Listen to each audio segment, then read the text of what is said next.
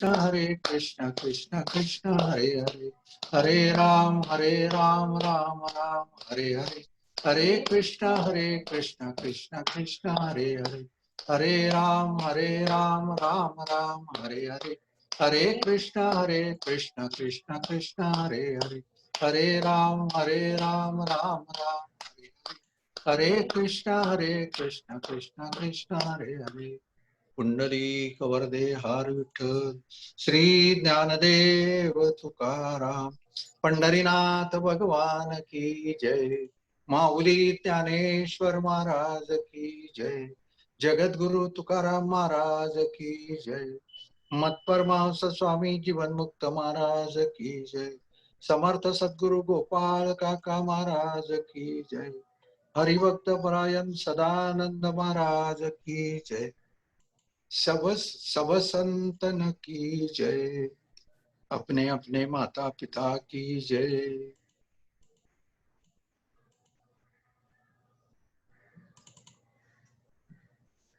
गुरुर्ब्रह्मा गुरुर्विष्णू गुरुर्देव महेश्वरा, गुरु साक्षात परब्रह्म तस्मै श्री गुरुवे नमः. ब्रह्मानंदं परमसुखदं केवलं ज्ञानमूर्तिं, द्वंद्वातीतं गगनसदृशं तत्त्वमस्यादिलक्ष्यम्, एकं नित्यविमलमचलं सर्वदी साक्षिभूतं, भावातीतं त्रिगुणरहितं सद्गुरुं तं नमामि. अज्ञानतिमिरन्धस्य ज्ञानाञ्जनशलाकया चक्षुर्सन्मिलितं येन तस्मै श्रीगुरुवे नमः. अखण्डमण्डलाकारं व्याप्तेन चराचरं तत्पदं दर्शितं येन तस्मै श्रीगुरुवे नमः. नमो परमकल्याणं नमो परममङ्गलं वसुदेवाय शान्ताय अधुनां पतये नमः. जयांचे केली या स्मरण होय सकळ विद्यांचे अधिकरण, तेची वंदो श्रीचरण श्री गुरूंचे ते नमस्कारुनी आता.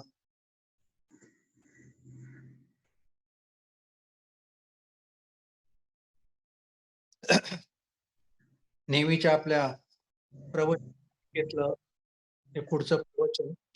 खरं तर आमचं प्रवचन हे विशेष कारणाने ठेवलंय, कारण सर्वांना श्रुत आहे आता संजय महाराजांनी सांगितल्याप्रमाणे आपले वारकरी सदानंद पांडुरंग पाटील आमचे मेव्हणे जे पुण्याला राहायचे, सगळ्यांना माहित आहे, चेहरा माहित आहे, सगळ्यांना आठवणी आहेत. बरेच जणांचे मला फोन आले आणि सगळ्या वारकऱ्यांनी फोन करून श्रद्धांजली म्हणजे भावना व्यक्त केल्या माझ्याकडे.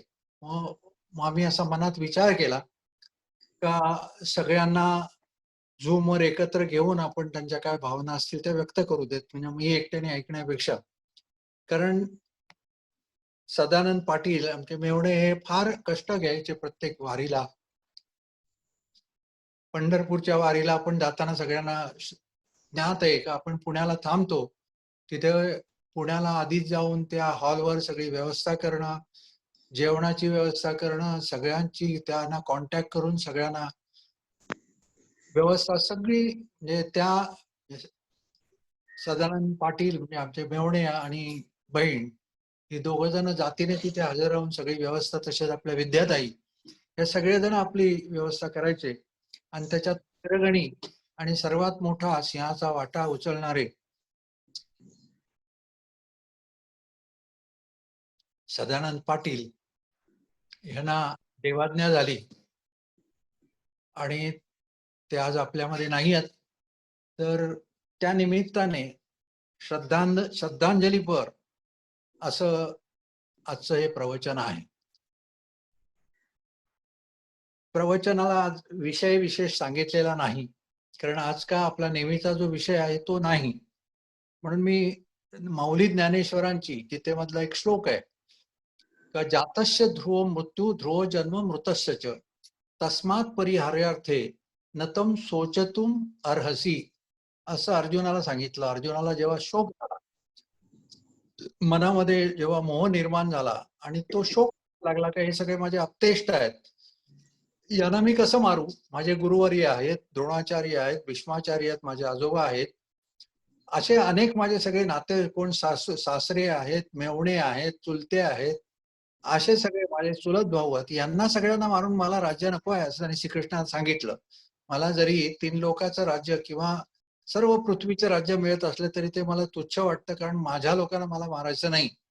तेव्हा त्याला समजवताना अर्जुनाने सांगितलं, श्रीकृष्णाने सांगितलं अर्जुनाला का जातस्य ध्रुव मृत्यू ध्रुव जन्म मृतस्य च. हा श्लोक त्यांनी सांगितला का ज्याला जन्म आहे त्याला मृत्यू हा अटळ आहे आणि ज्याला मृत्यू आहे त्याला परत जन्म आहे, असं श्रीकृष्णाने सांगितले. तस्मात अपरिहार्य थे, म्हणजे अपरिहार्य आहे हे जे जन्म आणि मृत्यू हा आपल्या आयुष्यामध्ये हा अपरिहार्य आहे. 84 लक्ष योनी फिरत असताना हा आपल्याला म्हणजे टाळता येत नाही. अपरिहार्य म्हणजे आपल्याला न टाळता येणारा आहे आणि हा प्रत्येकाच्या आयुष्यात येतो. समर्थांनी सांगितले, मरे एक त्याचा तुझ्या शोक वाहे, अकस्मात तोही पुढे जात आहे. पुरे ना जनी लोभ रेक्षोभ होतो, म्हणून मागुता जनी जन्म घेतो, असं समर्थांनी सांगितलं. मरे एक त्याचा तुझ्या शोक पाहे, म्हणजे एखाद्याचा मृत्यू झाला का आपण त्याचा शोक करतो, पण आपल्या मनामध्ये आपल्याला माहित नसतं का आज तो गेलाय पण उद्या दुसऱ्या म्हणजे आपली वेळ ती येणार आहे. म्हणजे प्रत्येकाच्या आयुष्यात मृत्यू हा ठरलेला आहे, फक्त कधी यायचा केव्हा यायचा हे फक्त माहित नसतं आपल्याला. बाकी मृत्यू हा अटळ आहे आणि हा ठरलेलाच आहे प्रत्येकाच्या आयुष्यामध्ये आणि त्याच्यामुळे तो आपण अवॉइड करू शकत नाही, तो आपण टाळू शकत नाही. तर असा हा जो मृत्यू आहे, माऊलींनी त्याच्यावर भाष्य करताना ज्ञानेश्वर महाराजांनी म्हटलंय का अगा कर्मेची जे उरावे ते सुखदुःख फळावे, तया ते भोगा यावे देहा एका, तया ते भोगा यावे देहा एका. म्हणजे आपला जन्म आहे, माऊली म्हणतात किंवा समर्थ म्हणतात, तुकाराम महाराज म्हणतात की आपला जो जन्म आहे हा 3 कारणामुळे आपल्याला जन्म घ्यावा लागतो. एक तर आपल्याला वासनेमुळे जन्म घ्यावा लागतो. वासना म्हणजे जे मरताना जी इच्छा असते, जन्म घेणे लागे वासनेच्या संगे, त्याची झाले अंगे हरिरूप. म्हणजे जन्म आपला देह सोडताना जे आपल्या मनामध्ये विचार असतात, वासना म्हणजे इच्छा शिल्लक राहिलेली असते, ती इच्छा आपल्या मनामध्ये राहते. म्हणजे देह त्याग करताना आणि ती इच्छा मनामध्ये राहते, ती जी इच्छा मनामध्ये राहते त्या इच्छेप्रमाणेच आपल्याला दुसरा देह मिळतो. म्हणजे तसाच जन्म आपल्याला मिळतो.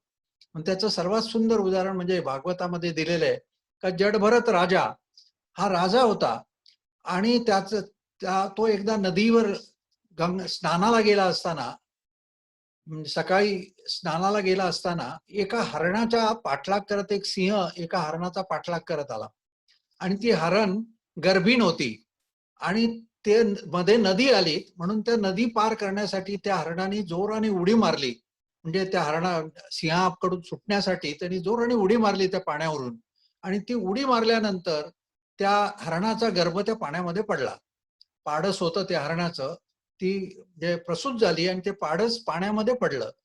ती हरीण निघून गेली पण ते पाडस पाण्यामध्ये वाहत चाललं होतं आणि ते बघितल्यानंतर जडभरत राजा हा संत होता, म्हणजे सिद्ध पुरुष होता, महापुरुष होता. तर त्याने बघितल्यानंतर त्याला दया आली. भूतदया ठेवा मग काय होणे प्रथम साधनात हेची असे, भूतांची दया हेची भांडवल संता. संतांचं भांडवल काय तर भूतांची दया हे त्यांचं भांडवल असतं. म्हणून संत असं म्हणजे द्रवणीय असं दृश्य बघितल्यानंतर संताला जर दया उत्पन्न झाली ना तो संत कसला.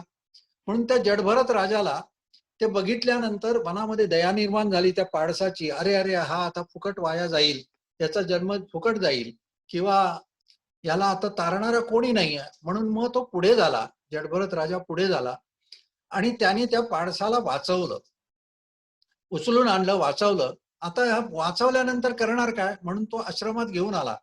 जडभरत राजा आपल्या राज्यामध्ये घेऊन आला त्याला आणि घेऊन आल्यानंतर त्याचं लहान मुलासारखं संगोपन करायला लागला. आता घेऊन आल्यानंतर त्याला दूध देणं वगैरे, त्याला काय खायला देणं, त्याच्याकडे लक्ष ठेवणं, त्याचं संगोपन करणं, हे सगळं त्या राजाला त्याचं प्रेम निर्माण झालं मनामध्ये आणि मग त्याची तो सेवा करायला लागला राजा, जडभरत राजा. आणि जेव्हा मरणकाळ जवळ आल्यानंतर त्याचं प्रेम एवढं अटॅचमेंट एवढं झालं होतं, मन त्याच्यामध्ये एवढं आसक्त झालं होतं त्या पाडसामध्ये का मरताना त्याला सारखी चिंता मनामध्ये वाटायला लागली का आता मी गेल्यानंतर ह्याचं कसं होईल, याच्याकडे कोण बघेल, ह्याचं पुढचं आयुष्य कसं होईल, याची काळजी कोण घेईल, हा सारखा विचार त्याच्या मनामध्ये यायला लागला आणि हा विचार करता करता करता त्याचा देह सुटला.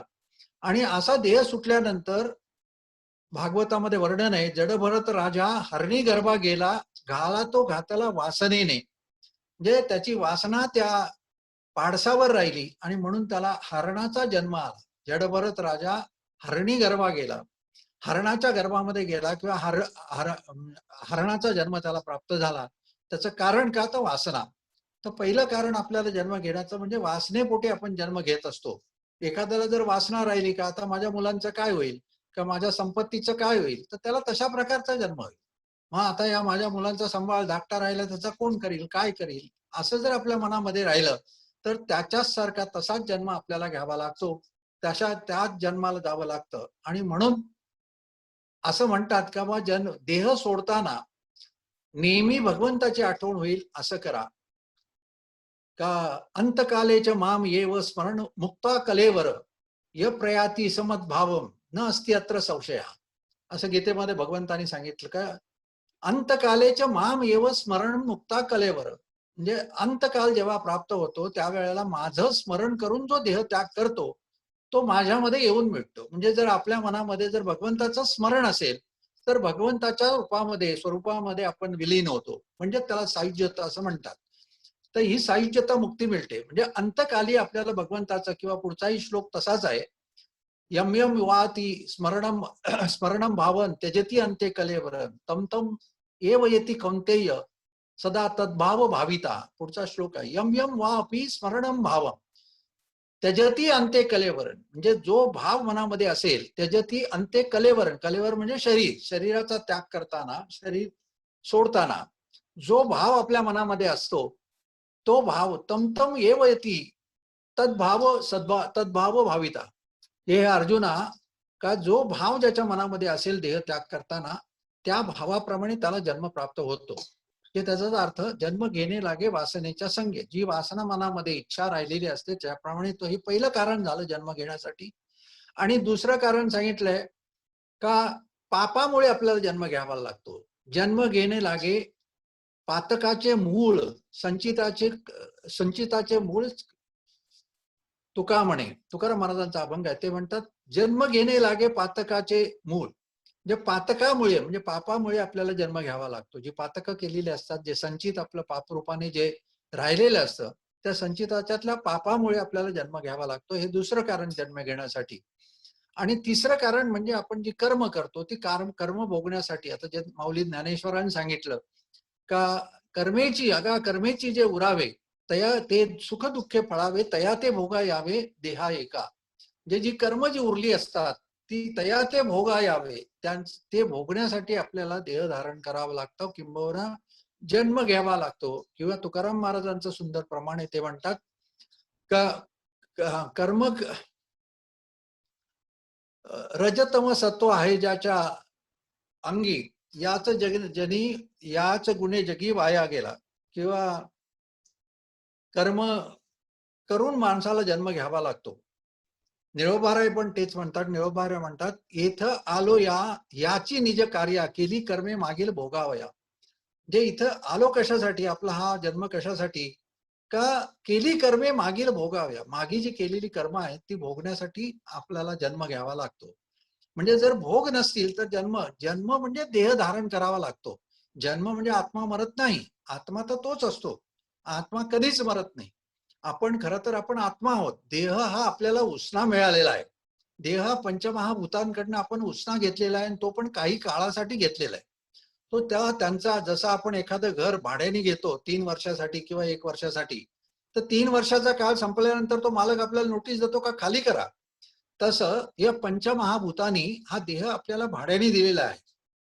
आणि हा त्यांचा जो कालावधी संपला तर ही पंचमहाभूत आपल्या शरीरामध्ये जी पंचमहाभूत आहे ती पंचमहाभूत आपला आपला भाग काढून घेतात आणि तो शरीरातला त्यांचा भाग हा त्या पंचमहाभूतामध्ये विलीन होतो.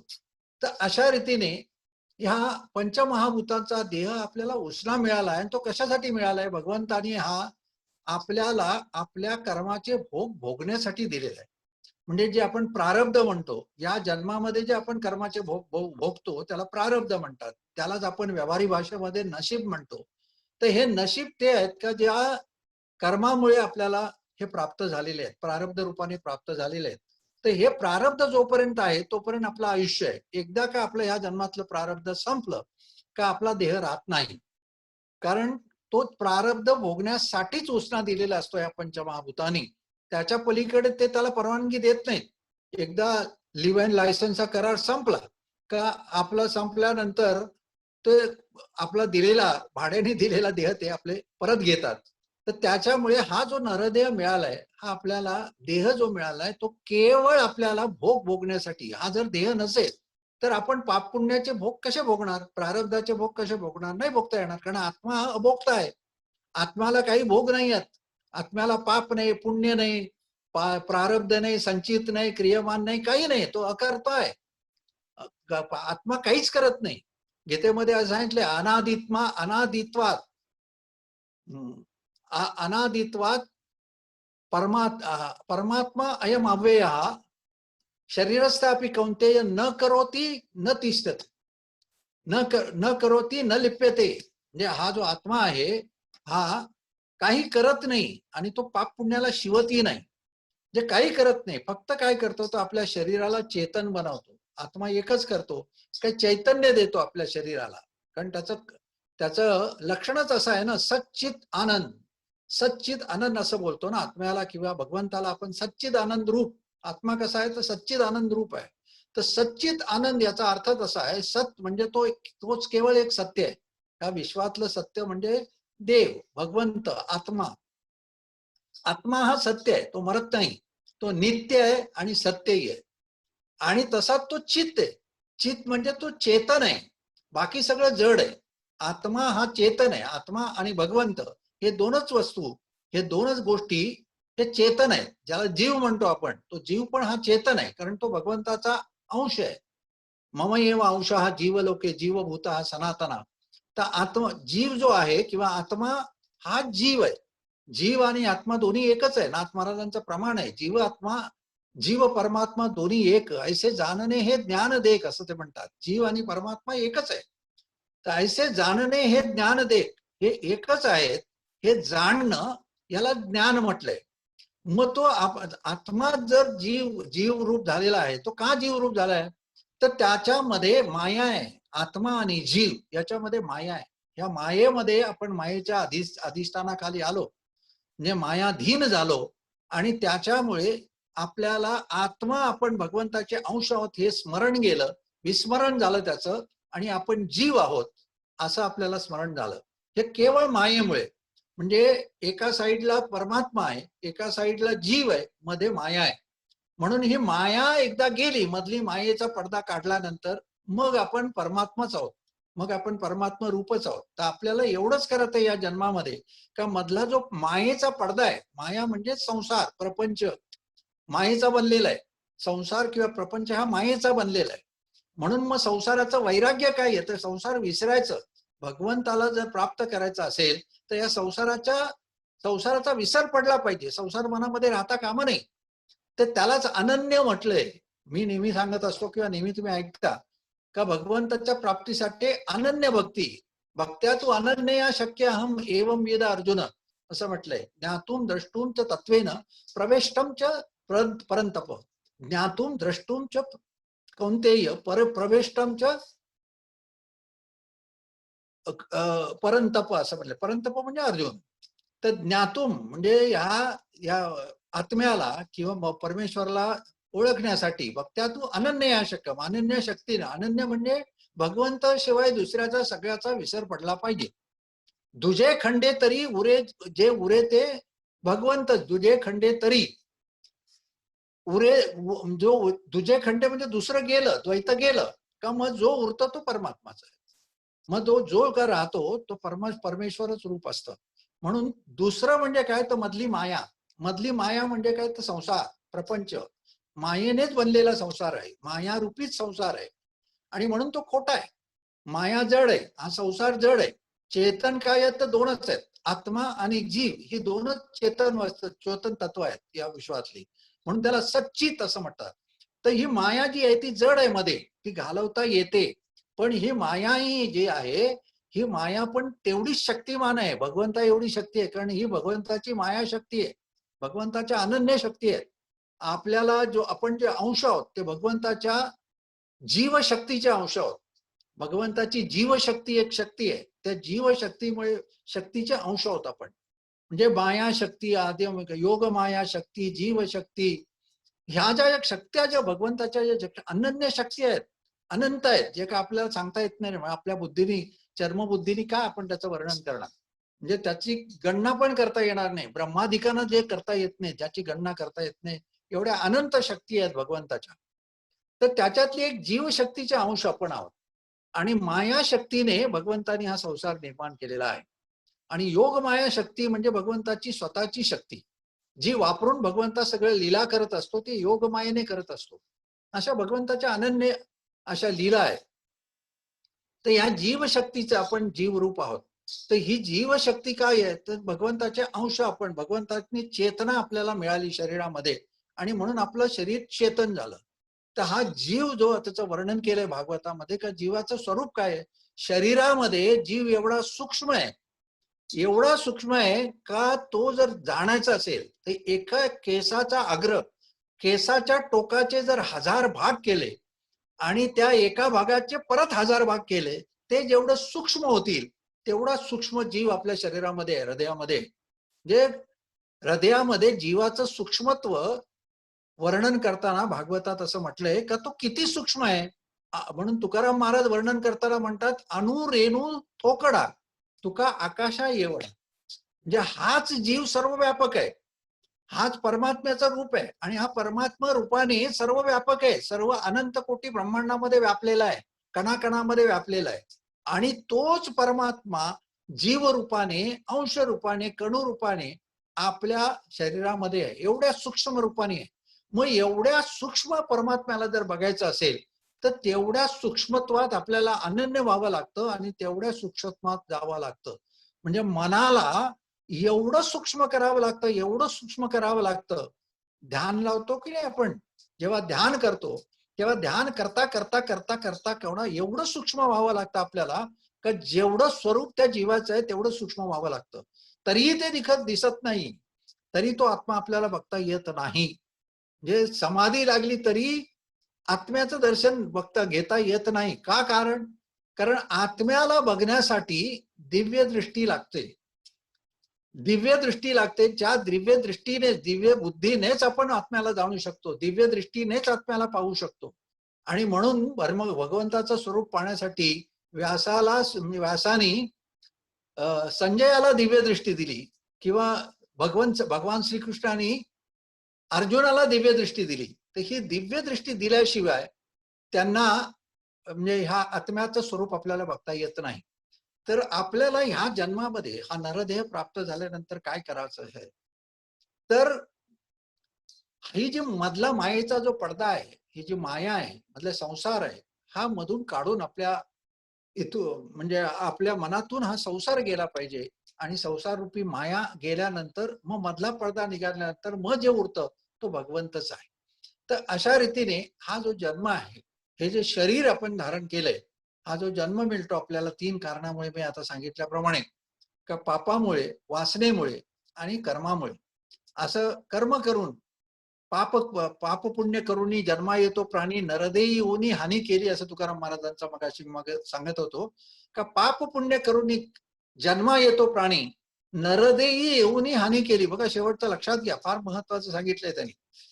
का आपण नरदेही येऊनी हानी केली. नरदेह काय? पाप पुण्य करूनही जन्मा येतो प्राणी. आपण पाप पुण्य करतो म्हणजेच कर्म करतो, आणि ते कर्म केल्याचं पाप पुण्य संचित म्हणून राहतं, आणि त्या पाप पुण्यामुळे आपल्याला जन्मा येतो प्राणी. पण ते पुढे म्हणतात नरदेही येऊनी हानी केली. बघा, कारण नरदेह सुद्धा बघा, त्याला असं नाथ महाराज म्हणतात याच्यासारखं म्हणजे पवित्र नाही, नरदेहासारखं पवित्र नाही. आणि तेच नाथ महाराज परत म्हणतात का याच्यासारखे ओखटे नाही. देहा ऐसे ओखटे, पाहता न दिसे तिन्ही लोकी. आणि देहा ऐसे चोखटे, चोखटे म्हणजे चांगले, पाहता न मिळे पृथ्वी माझी. जे देहा ऐसे वाईट, ओखटे म्हणजे वाईट, या तिन्ही लोकांमध्ये दुसरं काही नाही. आणि चोखटे म्हणजे पवित्र, पुण्यवंत, पवित्र, असं या देहासारखं दुसरं काही नाही.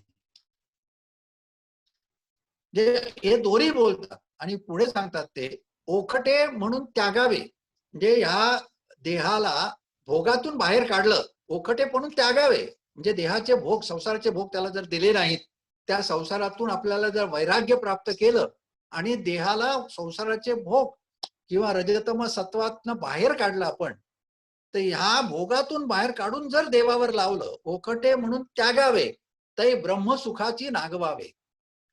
जे त्यांनी ब्रह्मसुख भोगावं, ज्यांनी ओखटे म्हणून त्यागलं, वाईट आहे म्हणून त्याचा त्याग केला. त्याग केला म्हणजे याचा अर्थ देह त्याग करणं असं नाही.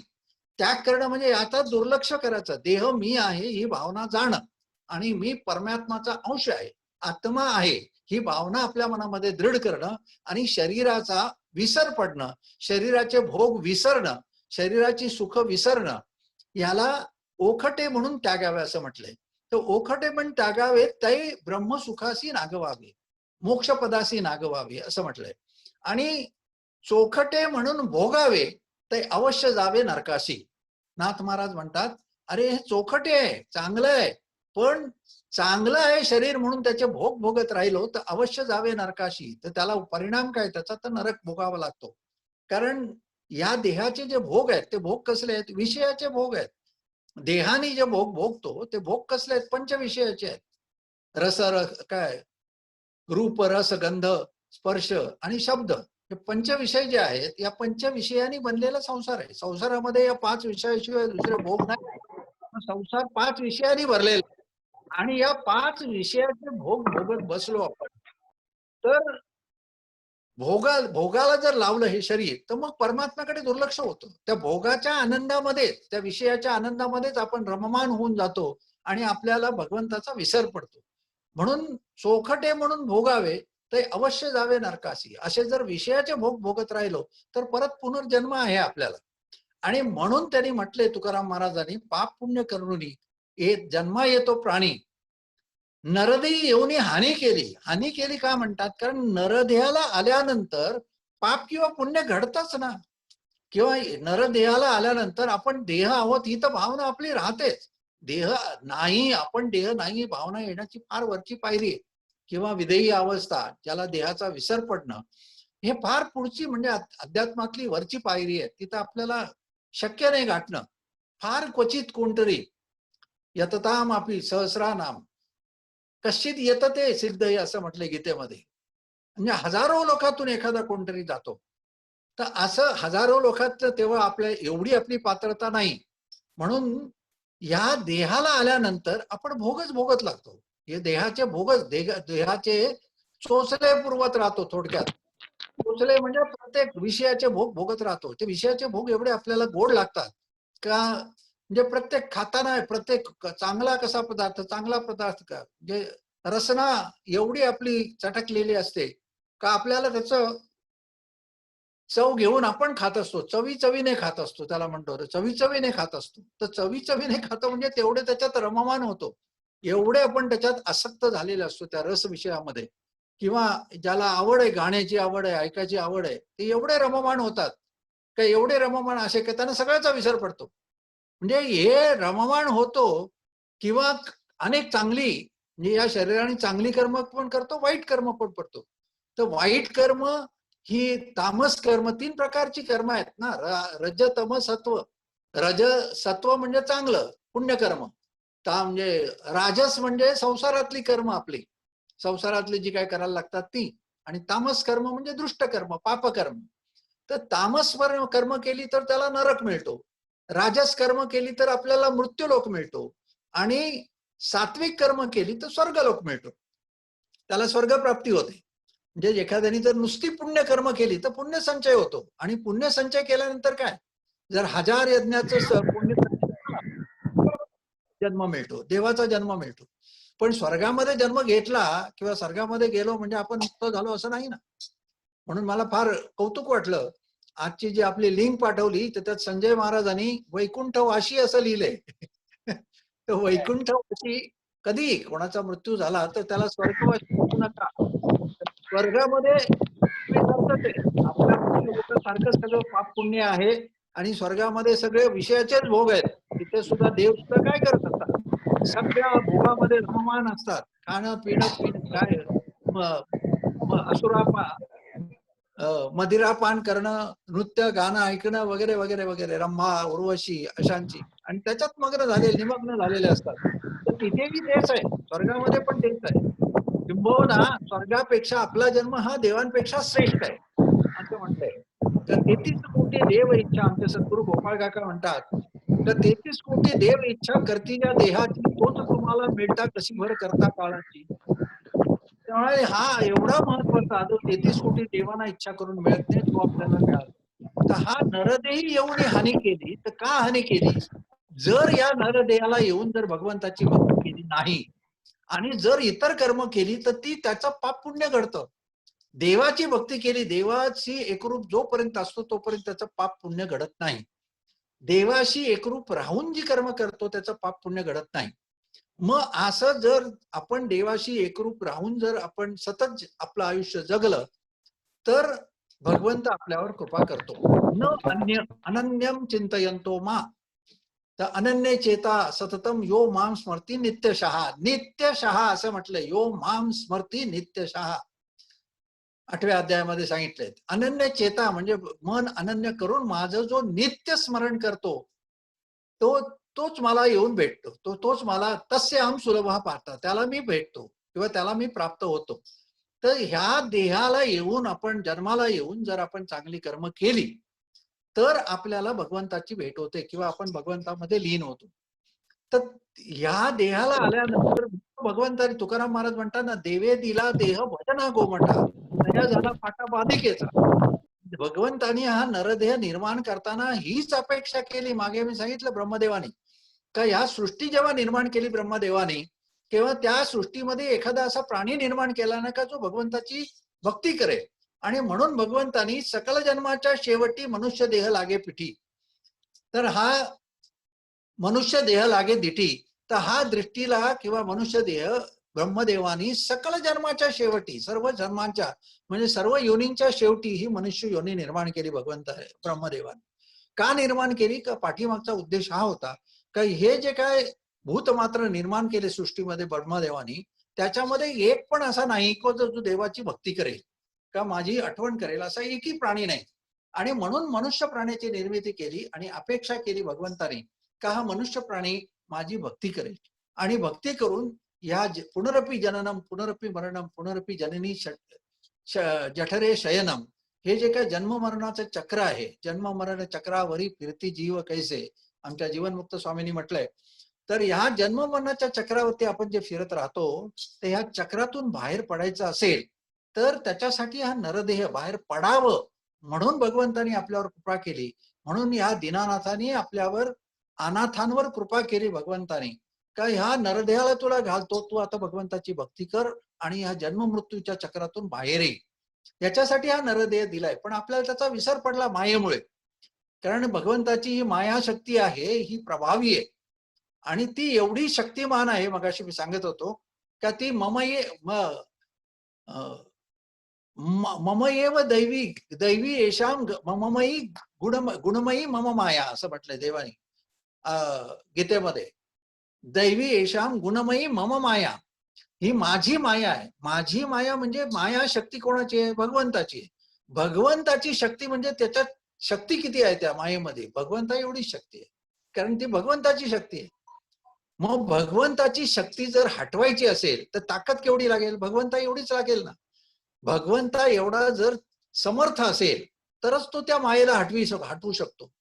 आणि त्याच्यासाठी भगवंताची भक्ती करायची आहे, कारण आपल्याला या मायेला हटवायचं आहे. मग मायेला जर हटवायचं असेल तर तिच्यापेक्षा जास्त ताकदवान कोणतरी पाहिजे ना. मग तिच्यापेक्षा जास्त ताकद ही शक्ती कोणाची आहे? भगवंताची. भगवंतानी ह्या मायेला शक्ती दिलेली आहे. तर ज्याने मायेला शक्ती दिली तो तिच्यापेक्षा शक्तिमान आहे. म्हणून ह्या भगवंत तिच्यापेक्षा, फक्त भगवंतच शक्तिमान आहे. दुसरं कोणी या सृष्टीमध्ये तिच्यापेक्षा या मायेपेक्षा शक्तिमान नाही. आणि म्हणून त्या श्लोकामध्ये भगवंतानी पुढे सांगितलं का माम येव ये प्रपद्यंते मायाम येताम तरंती ते.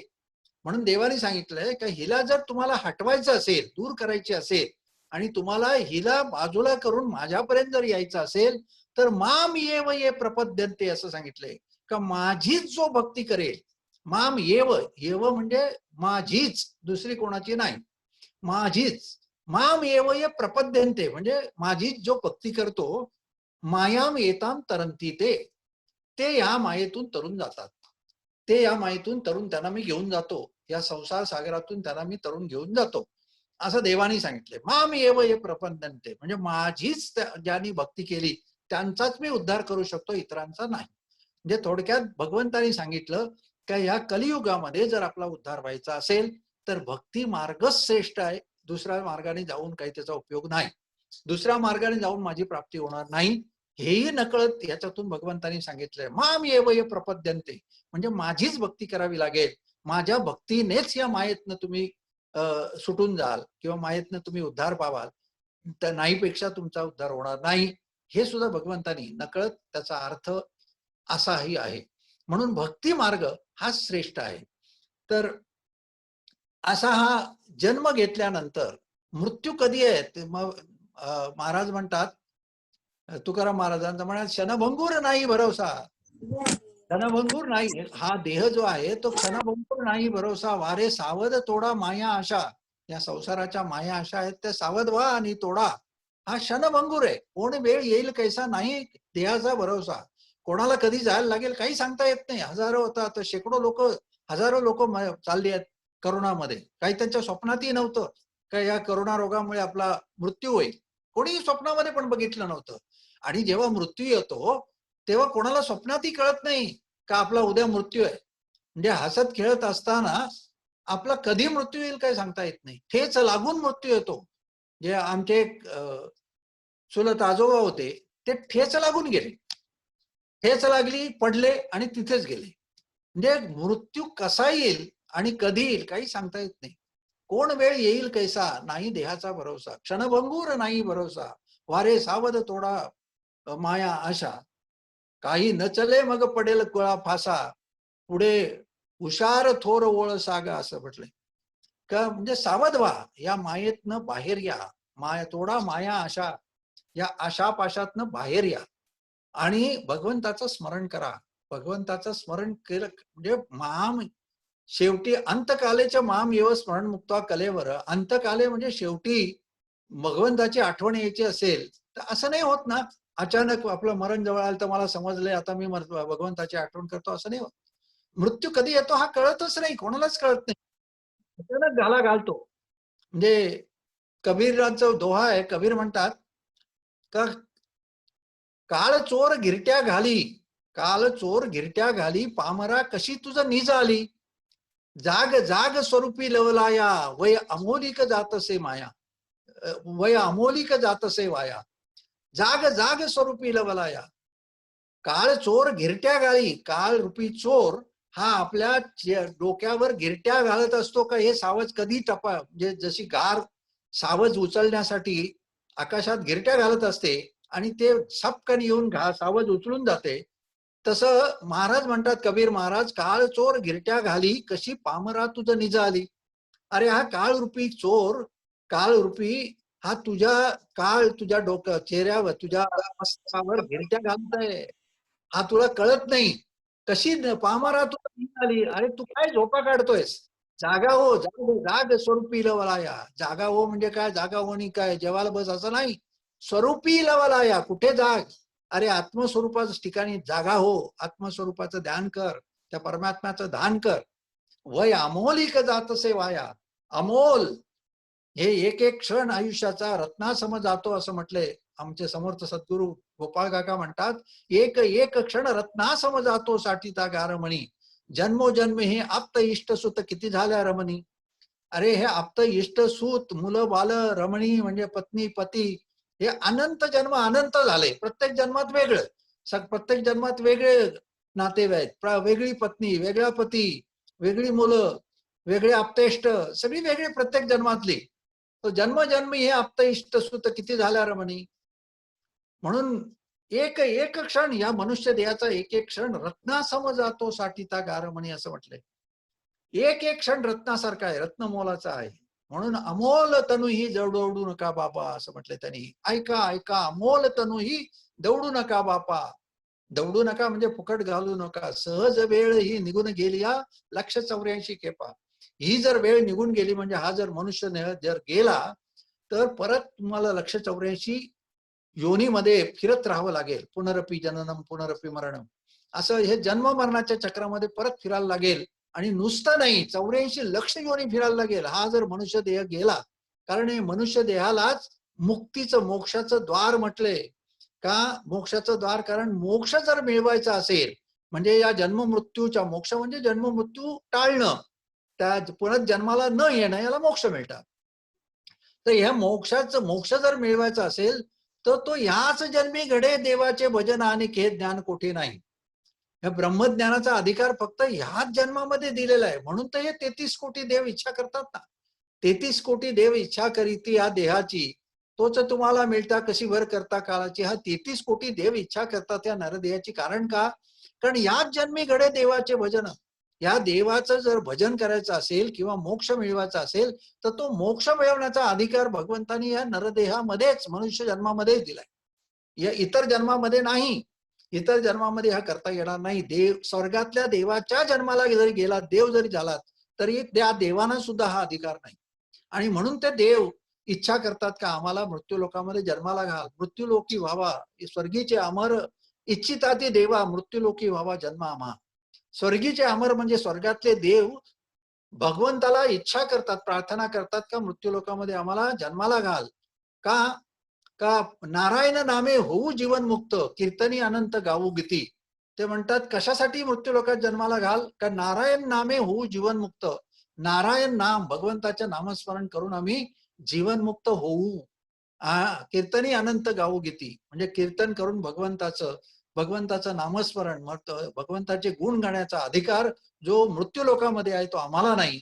म्हणून आम्हाला मृत्यूलोकी व्हावा जन्म आम्हा, स्वर्गीचे अमर इच्छिताती देवा, मृत्यूलोकी व्हावा जन्म आम्हा, नारायण नामे होऊ जीवन मुक्त, कीर्तनी अनंत गाऊ गीती. तर कशासाठी आम्हाला मृत्यूलोकी जन्माला घाल?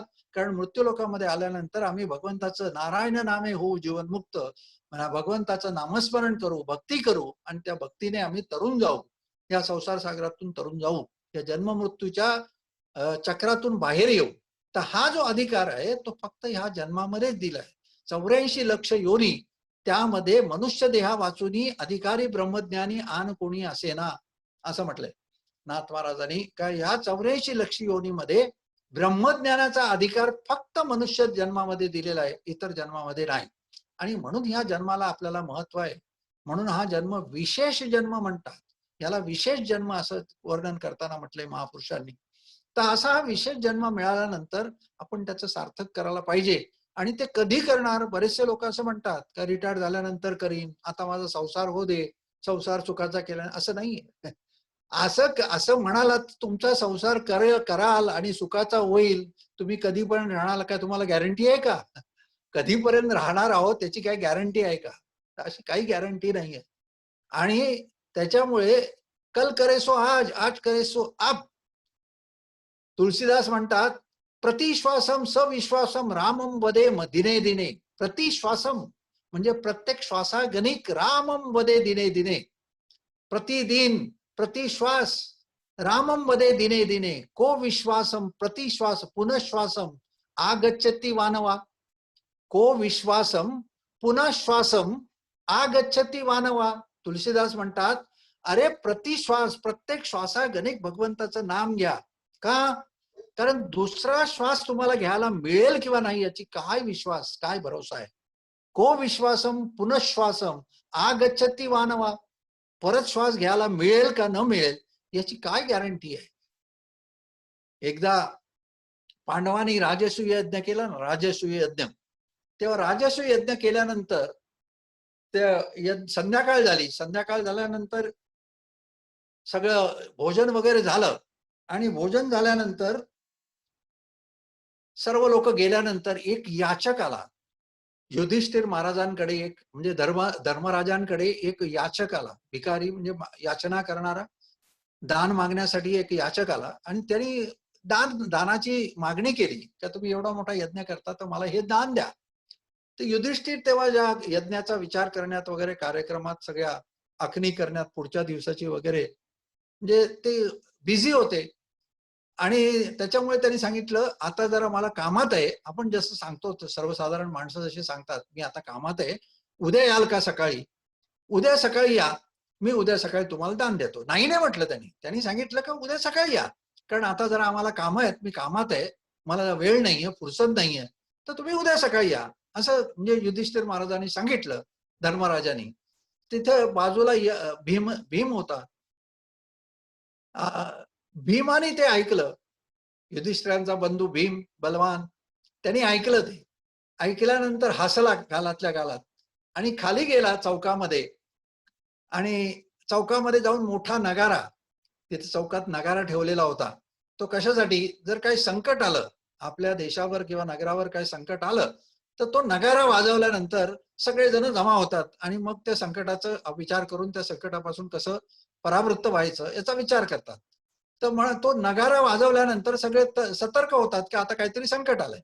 म्हणून या भीमाने काय केलं, हे उत्तर ऐकलं युधिष्ठिरांचं, जरा हसला आणि खाली गेला आणि तो नगारा जोर जोरात वाजवायला लागला. त्या चौकामध्ये नगरामध्ये नगारा बडवायला लागला जोर जोरात. तर लोकांना असं वाटलं काय संकट आलं संकट आलं, म्हणून सर्व लोक जमा झाले तिकडे चौकामध्ये. महाराज युधिष्ठिर पण तिथे गेले, धर्मराजा पण तिथे गेले. अरे काय संकट आलं म्हणून तेही तिकडे धावत धावत गेले. सगळे अर्जुन नकुल सहदेव सगळे गेले. गेल्यानंतर बघतात तर हा नगारा भीम नगारा वाजवतोय. मग तो ते सगळे गेल्यानंतर धर्मराजाने सांगितलं, अरे थांब, का वाजवतोस, काय झालंय? तर काय नाही, महाराज म्हणाले, मला मी तुमच्या आनंद, तुम्ही जे उत्तर दिलं त्या याचकाला, ते उत्तर ऐकून फार आनंद झाला मला आणि त्याच्यामुळे मग हा नगारा वाजवतो. म्हणाल काय त्याच्यात आनंद, म्हणे विशेष काय तुला वाटलं? तर म्हणाल त्या याचकाला तुम्ही सांगितलं तर तू उद्या ये, आता मला फुरसत नाही, उद्या सकाळी ये, तुला दान देतो. म्हणजे याचा अर्थ तुम्ही उद्या सकाळपर्यंत शाबूत राहाल, त्याला दान देण्यासाठी तुम्ही जिवंत राहाल, याची तुम्हाला गॅरंटी आहे ना, भरोसा आहे. इथं जर सगळे महापुरुष सत्पुरुष का भगवंत म्हणतो का या नरदेहाचं गॅरंटी नाही, शाश्वत नाही, क्षणभंगूर आहे, कधी जाईल काय सांगता येत नाही. हो विश्वासम पुनश्वासम आगच्छति वाना, हे असं जर म्हणतात तर तुम्ही कशी त्याला गॅरंटी दिलीत का उद्या तुम्ही दान देताय? ही कशी गॅरंटी? तर मला फार आनंद झाला का तुम्ही उद्यापर्यंत जिवंत राहणार याची तुम्हाला गॅरंटी आहे, म्हणून मी नगारा वाजवतो. मग धर्मराजाने त्यांची चूक लक्षात आली आणि त्यांना बोलवायला सांगितलं ते याचकाला आणि त्याला दान दिलं. म्हणजे या देहाचा काही भरोसा नाही. म्हणजे कधी काय येईल, कशी कुठली वेळ कधी कशी येईल हे काही सांगता येत नाही. कोणाची काय असं नाही, जो गेला त्याची अशी नाही. आपणही सतर्क राहा, आपणही जागृत राहा आणि हे लक्षात ठेवा मनामध्ये. कबीर म्हणतात का झूठी काया झूठी माया, झूठी काया झूठी काया, झूठी काया झूठी माया. कबीर पुढे म्हणतात ते, कहत कबीर सुनो भाई साधू, यही घोडा मैदान.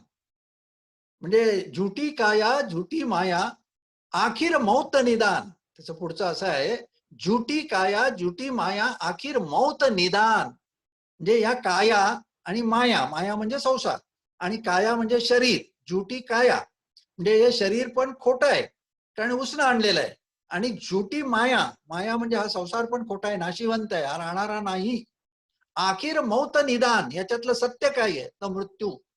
कबीर म्हणतात याच्यातलं सत्य एकच आहे ते म्हणजे मृत्यू. आखिर मौत निदान, कहत कबीर सुनो भाई साधू, यही घोडा मैदान. जे इथेच आपल्याला साधायचं आहे, ते जे काय आपल्याला साधायचं आहे ते ह्या जन्मातच साधायचं आहे. यही घोडा मैदान, याच जन्मात करायचंय. तर त्या पुढे मृत्यू ठेवलेलाच आहे, पण तत्पूर्वी आपल्याला साधायचं आहे. म्हणून प्रतिश्वासम सविश्वासम रामम मध्ये दिने दिने, प्रत्येक श्वासागणिक भगवंताचं नाम घ्या, असं जे सांगतात तुळशीदास ते याच्यासाठीच सांगतात. म्हणजे एका विचारवंतांनी असं म्हटलंय, शायरांनी असं एक सुंदर हे शेर आहे त्याचा. म्हणजे खरं तर शेर सांगू नये पण चांगला आहे, म्हणजे परमात्म्याला जर सहाय्यक असेल तर सांगायला काय हरकत नाही. ते म्हणतात का मौत तो देखा नहीं, मौत को तो देखा नहीं, ते शायर म्हणतात मौत को तो देखा नहीं, शायद बहुत खूबसूरत होगा, शायद बहुत खूबसूरत होगा, कमबख्त जो भी उसको मिलता है जीना छोड़ देता है. ते म्हणतात मौत को देखा नहीं मगर शायद बहुत खूबसूरत होगा. म्हणजे या मृत्यू जो आहे कदाचित खूपसूरत असेल, फारच सुंदर असेल, का कशावरून, तो कमबख्त जो भी उसको मिलता है जीना छोड़ देता है. म्हणजे जो जो कोणी त्याला भेटतो तो जगणंच सोडून देतो, एवढा सुंदर आहे. तर असं एक त्या महापुरुषांचं एक शेर, सुंदर शायरांचा शेर आहे, त्याचं वर्णन करतात ते मृत्यूचं. अजून एक त्यांनी लिहिलेलं आहे का, ना मेरा एक होगा ना तेरा लाख होगा. अरे माझं एक असेल किंवा तुझं लाख आहे, म्हणजे ना मेरा एक होगा ना तेरा लाख होगा, ना ना तारीफ तेरी होगी, ना तारीफ तेरी होगी, ना मजाक मेरा होगा, ना मजाक मेरा होगा, गुरूर न कर ये शरीर का. गुरूर म्हणजे गर्व नको करू, गुरूर न कर ये शरीर का, तेरा भी खाक होगा और मेरा भी खाक होगा.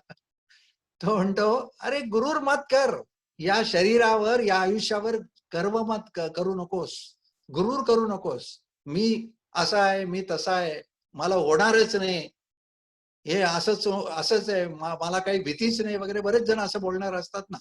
तर गुरूर मत कर इस शरीर का, तेरा भी खाक होगा मेरा भी खाक होगा. सगळ्यांना एकाच ठिकाणी जायचंय, आखिर मौत निदान असं कबीर म्हणतात. तर सगळ्यांना एकाच ठिकाणी जायचंय, सगळ्यांची जागा एकच आहे, फक्त कधी जायचं ते ठरलेलं नाही.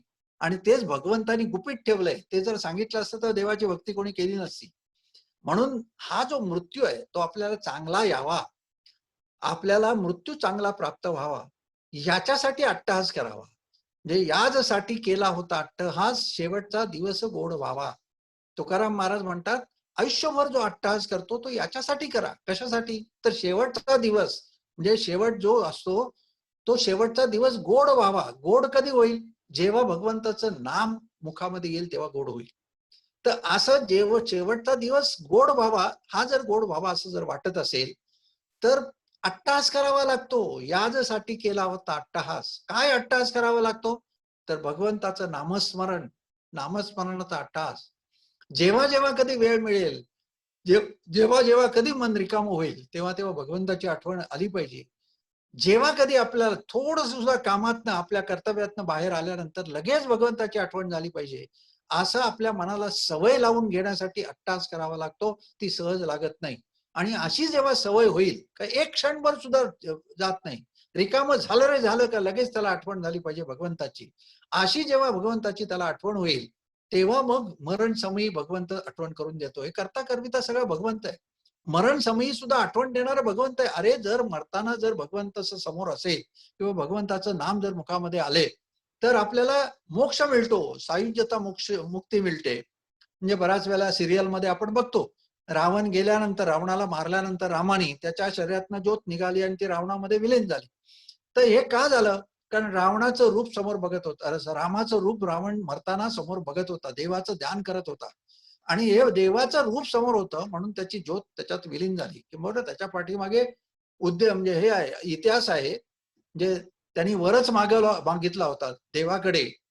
हे जे रावण, कुंभकर्ण वगैरे 3 जन्म त्यांचे, हे त्यांनी देवाकडे वर मागितला होता. म्हणजे सनकाधिक जेव्हा महाविष्णू वैकुंठाला गेले महाविष्णूंना भेटायला, तेव्हा वैकुंठामध्ये महाविष्णूंचे पार्षद म्हणून जय विजय होते. जय आणि विजय असे 2 पार्षद म्हणजे सेवक होते, द्वारपाल होते. म्हणजे त्या विष्णूच्या महालाच्या द्वारावर द्वारपाल म्हणून हे जय आणि विजय दोघे जण होते. आणि तिथे हे चौघे सनकाधिक, सनक, सनंदन, सनातन आणि सनकाधिक. तर हे सनकाधिक म्हणजे 4 सनकाधिक हे ब्रह्मदेवाचे पुत्र. तर हे यांना कुठेही विहार करायला अधिकार होता, म्हणजे कुठेही कोणाची परवानगी घ्यावी लागत नव्हती. तर तेव्हा ते वैकुंठामध्ये श्री विष्णूंच्या दर्शनाला गेल्यानंतर हे जे पार्षद म्हणजे सेवक, श्री विष्णूंचे जय विजय हे जे सेवक द्वारपाल होते, यांनी त्यांना अडवलं का नाही भगवंताकडे जायची कोणाला परवानगी नाही आणि आम्ही इथे द्वारपाल आहोत, तुम्हाला परवानगी देत नाही. तर त्यांना आश्चर्य वाटलं, आम्हाला अडवणारं कोण? तर हे काय ऐकत नाहीत, जय विजय ऐकत नाहीत. म्हणजे त्यांनी विनंती केली, त्यांना समजावून सांगितलं तरी ते ऐकायला तयार नाहीत. कारण भगवंताची आज्ञा होती का कोणाला सोडायचं नाही, म्हणून त्यांचंही चुकत नव्हतं. पण तरीही या सनकादिकांना क्रोध आला आणि त्यांनी शाप दिला त्यांना का तुम्हाला मृत्यू लोकामध्ये 3 जन्म घ्यावे लागतील. आता शाप दिल्यानंतर भगवंतांना कळला, आतमध्ये कळल्यानंतर भगवंतही तिथे आले, भगवान श्रीकृष्ण तिथे आले आणि आल्यानंतर त्यांनी बघितलं का असा असा प्रकार घडला. तर असं कसं झालं, तर भगवंतांनी सांगितलं तुम्हालाही अहंकार झाला, क्रोध आला. क्रोध कसा आला? संकादिक तर हे परमपुरुष म्हणजे सिद्ध पुरुष, ज्यांना कुठेही विहार करता येतो, त्यांनी ब्रह्मदेवाचे पुत्र, त्यांना ब्रह्मज्ञान झालेलं, ते ब्रह्मज्ञानी होते आणि त्यांना सर्व अधिकार होते, कुठेही विहार करू शकत होते. तर अशाना अहंकार झाला. विचार करा, भगवंताने म्हणाला असा शाप तुमच्या तोंडातून कसा आला? तर म्हणाले तुम्हाला अहंकार झाला म्हणून. म्हणजे हा काम क्रोध हे षडरिपू आहेत, ते ज्ञानालाही करतील बाधे. आमच्या जीवनमुक्त स्वामींनी सांगितले का काम क्रोध जिंकिशी पावशील बोधा, मोठे वैरी हे भीषण राक्षस पापी हे, यांना खाया विश्वही न पुरे, ज्ञानालाही करतील बाधा, परी जरी काम क्रोध जिंकिशी पावशील बोधा. तर हे ज्ञानालाही बाधा करणारे आहेत. बघा, विश्वामित्रालाही बाधा केली कामाने, रंभेच्या पाठी कुत्रा झाला. जे रंभेच्या पाठी लागला आणि आपलं जो विश्वामित्र ब्रह्मदेवासारखी प्रतिसृष्टी निर्माण करण्याची शक्ती ज्याच्याकडे, तो सुद्धा रंभेच्या पाठी लागला. कशामुळे? काम वासने. तर ही विश्वामित्राला सुद्धा ही म्हणजे आवरता आली नाही. म्हणून देवाने सांगितलं तुम्हालाही क्रोध झाला आणि म्हणून तुमच्या तोंडातून हा शाप निघाला. तर मग त्या आता शाप घेतल्यानंतर, शाप मिळाल्यानंतर शाप तर परत घेता येत नाही. मग मग देवानी सांगितलं का यांना उशाप द्या. तर उशाप म्हणजे त्यांनी असा दिला का त्या जय विजयनी पण सांगितलं का देवा आता ठीक आहे, आम्हाला शाप मिळाला, पण ह्या 3 जन्मामध्ये आमचा जो म्हणजे जन्म संपेल तेव्हा संपताना तुम्ही आम्हाला दर्शन द्यायचं आणि तुमच्या हस्तेच आमचा मृत्यू झाला पाहिजे. हे या जय विजयनी भगवंताकडे वचन मागितलं का आम्ही जन्म घेणार, आता आम्हाला शाप मिळाला तर जन्म घ्यायलाच लागेल, पण तुम्ही आमच्यावर कृपा ठेवा का तुमच्या हस्तेच आम्हाला मरण आलं पाहिजे. आणि म्हणून हे 3 जन्मात, जे 3 जन्म कुठले, तर हिरण्याक्ष आणि हिरण्यकश्यपू. पहिल्या जन्मामध्ये हिरण्यकश्यपू आणि हिरण्याक्ष त्याचा भाऊ, हे दोघे जण हे जय विजय होते आणि दोघांचाही वध हा भगवंतानी केला. हिरण्याक्ष पृथ्वीला घेऊन पळून चालला होता, तेव्हा वराह अवतारामध्ये भगवंतानी हिरण्याक्षाचा वध केला. आणि हिरण्यकश्यपू तर तो अजीव म्हणजे अमरण, त्याला ब्रह्मदेवाकडनं वर मिळाला होता का दिवसा नाही, रात्री नाही, का आकाशात नाही, पृथ्वीवर नाही, शस्त्रानी नाही, अस्त्रानी नाही, कशानेही माझं मरण येऊ नये, मानवाकडून नाही, देवाकडून नाही. म्हणून मग भगवंतानी नृसिंह अवतार घेतला, ना पुरुष ना प्राणी असा असा अवतार घेतला आणि पृथ्वीवर नाही, आकाशात नाही, मांडीवर बसून शस्त्रानी नाही, अस्त्रानी, नखानी त्याचा वध केला. असा भगवंतानी वध केला. तर हा हिरण्याक्ष आणि हिरण्यकश्यपू हे जय विजय यांचे अवतार होते. आणि दुसरा अवतार रावण आणि कुंभकर्ण. रावण आणि कुंभकर्णाचा भगवान रामानीच या दोघांना मारलं. बघा, त्या रावणाच्या युद्धामध्ये दोघांचा वध रामाने केला, बाकी सगळे लक्ष्मणाने मारले. म्हणजे इंद्रजिताला पण लक्ष्मणाने मारला, इतर सगळ्यांना लक्ष्मणाने मारले किंवा इतर वीरांनी मारले, पण रावण आणि कुंभकर्ण हे रामाच्या हातूनच मेले, कारण त्यांना तरी भगवंतानी वचन दिलं होतं. आणि तिसऱ्या अवतारामध्ये तिसरा जन्म त्यांनी कंस आणि चाणूर यांचा घेतला. कंस आणि चाणूर, तर ह्या कंस आणि चाणूर यांचाही वध भगवंतानी केला. तर असं त्यांना वचन होतं आणि म्हणून यांना मोक्ष मिळाला, भगवंताकडून यांना मोक्ष मिळाला. तर ह्या तिन्ही अवतारामध्ये त्यांना मोक्ष मिळाला. हा का मिळाला? कारण भगवंताचं रूप त्यांनी मरताना बघितलं. तर हे जर आपल्याला जर याच्यासाठी अट्टास करायचा असतो का भगवंताचं रूप दिसायला पाहिजे आणि भगवंताचं नाम तोंडातून का अंतकालेचे माम येव स्मरणमुक्ता कलेवर. तर असं अंतकाले जर भगवंताचं नाम आलं तर तो शेवटचा दिवस गोड होतो. यासाठी केला होता अट्टहास, शेवटचा दिवस गोड व्हावा. म्हणजे त्याचा अर्थ असा अजूनही आहे का शेवटचा दिवस म्हणजे संतांच्या ठिकाणी 2 वेळा हा शेवटचा दिवस येतो. तुमच्या आमच्या आयुष्यात एकदाच येतो, शरीर त्याग करताना. पण संतांना जेव्हा मोक्ष मिळतो तो सुद्धा त्यांचा शेवटचा दिवस असतो, लक्षात घ्या. तर त्या अभंगातून असाही भावार्थ आहे का शेवटचा दिवस, कारण त्याच अभंगाचं शेवटचे चरण असं आहे का तुका म्हणे मुक्ती परिणली नोवरी, आता दिवस चारी खेळी मेळी. म्हणजे त्याच्यानंतर ते म्हणतात शेवटचा दिवस गोड व्हावा, तुका म्हणे मुक्ती परिणेली नोवरी, आता दिवस चारी खेळी मिळे. म्हणजे आता दिवस चारी म्हणजे पुढचे 4 दिवस आहेत, अजून संपले नाहीत. कधीचे? तुका म्हणे मुक्ती परिणली डोवरी. आता मुक्ती बरोबर लग्न केल्यानंतर, मुक्ती मिळवल्यानंतर पुढचे दिवस आनंदाचे आहेत. खेळीमेळी म्हणजे आनंदाचे आहेत, भगवंताबरोबरचे आहेत. तर म्हणे तो शेवटचा दिवस काय, जेव्हा मोक्ष मिळतो तेव्हा संसार विसरून जातो. न अन्य, अनन्य होतो भगवंताशी. अनन्य म्हणजे न अन्य, संसाराचा विसर पडतो. संसार दिसतच नाही त्यांना डोळ्याला. ज्यांना मोक्ष मिळतो त्यांना सगळीकडे, जिकडे पायी तिकडे चतुर्भुज गोपाळू, असं जिकडे पाहतील तिकडे भगवंताचं स्वरूप त्यांना दिसतं.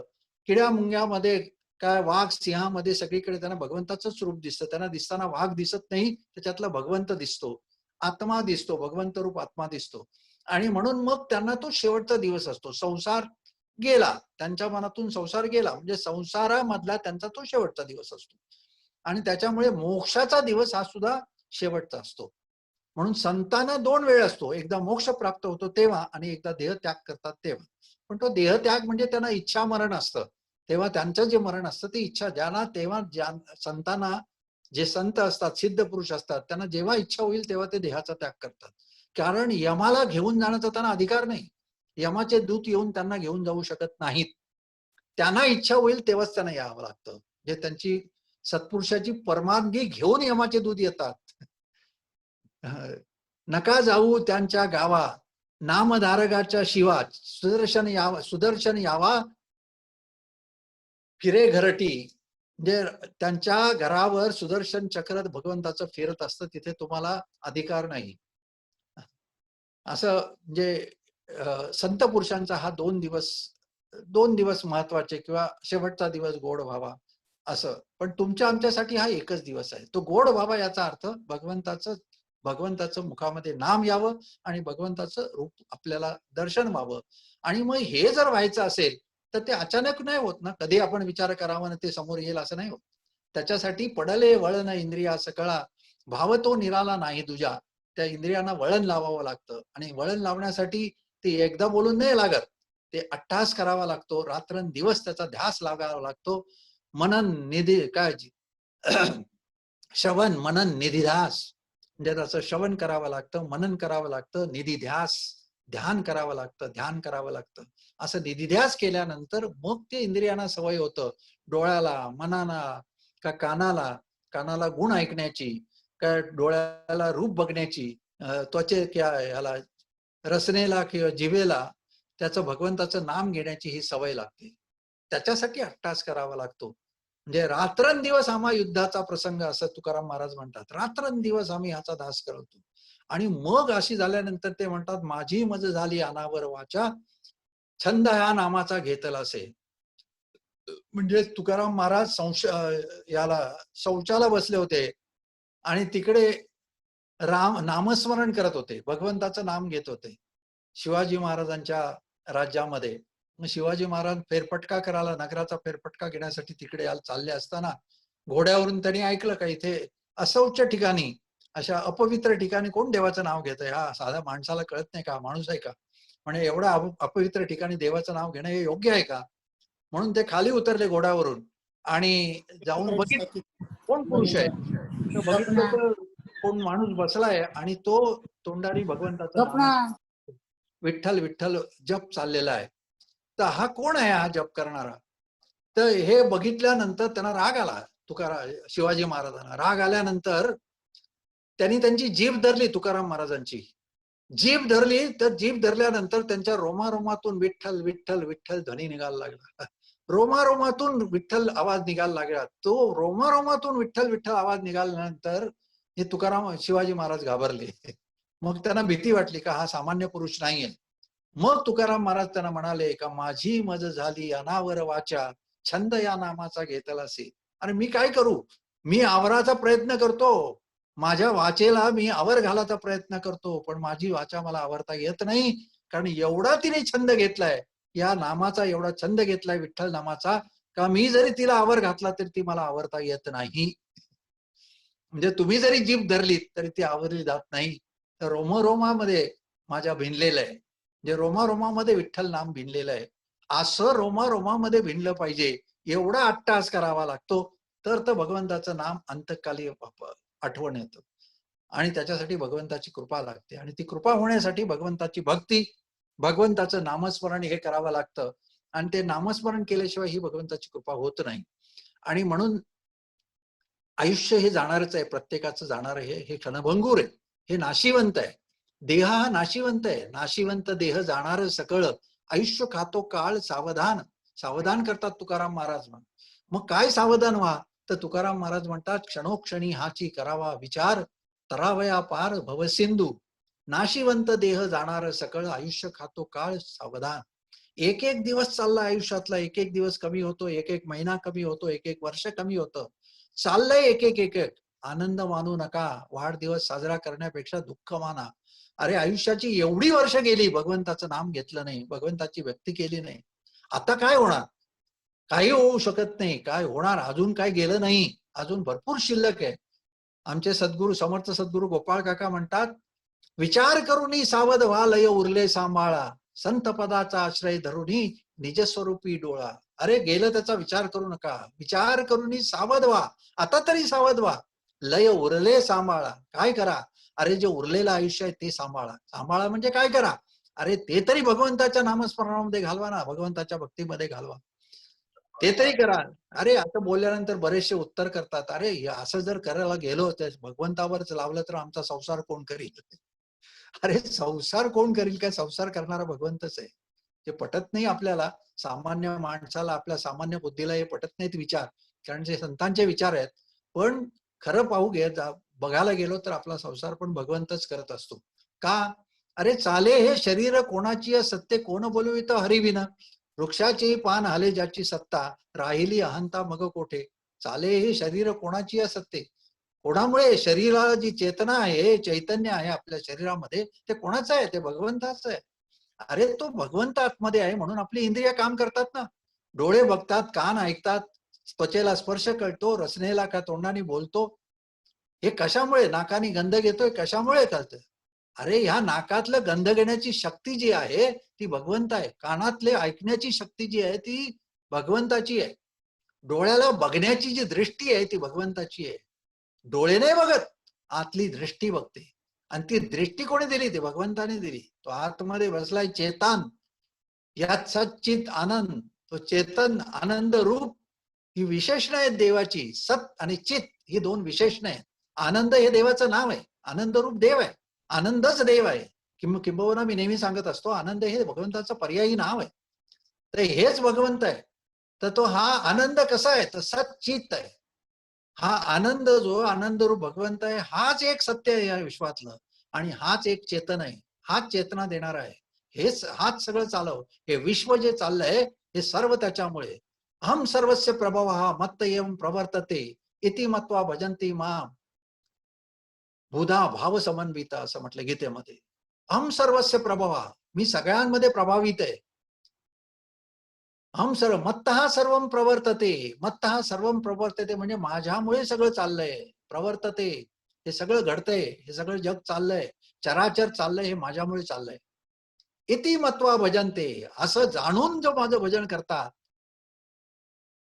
असे जे असं जाणून, हे सर्व हे जाणून, माझे जे शक्ती आहेत किंवा माझे जे स्वरूप जाणून जे माझी भक्ती करतात, बुधा हा भाव समन्विता, असं बुधा म्हणजे श्रेष्ठ पुरुष, असं जाणून माझी भक्ती करत असतात.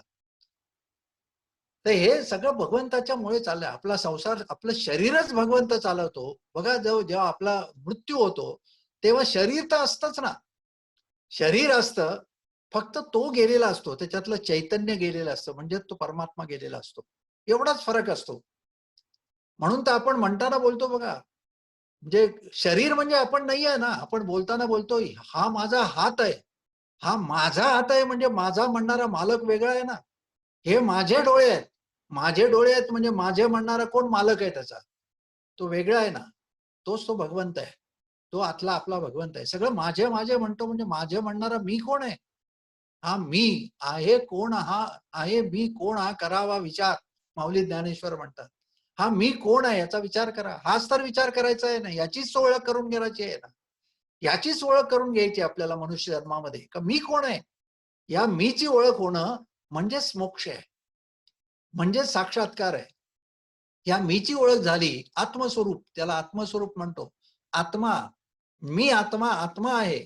या आत्म्याचं स्वरूप कळलं म्हणजे आत्मस्वरूपाचं ज्ञान झालं आणि त्याचा साक्षात्कार झाला, हाच मोक्ष आहे.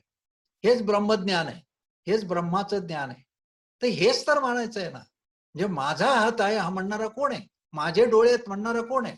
माझं शरीर आहे हे म्हणणारा कोण आहे? शरीराला पण माझं म्हणतोय, म्हणजे या शरीराचा मालक आहे तो.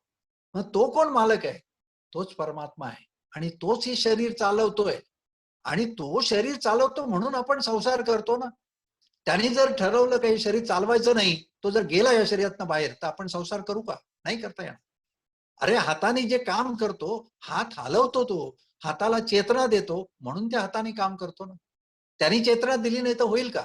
मग नकळत असं जर म्हटलं का हाताला हलवणारा तो आहे आणि म्हणून हाताने जे काम होतं तो करणारा तोच आहे, असं जर म्हणाल तर काय काय गैर आहे?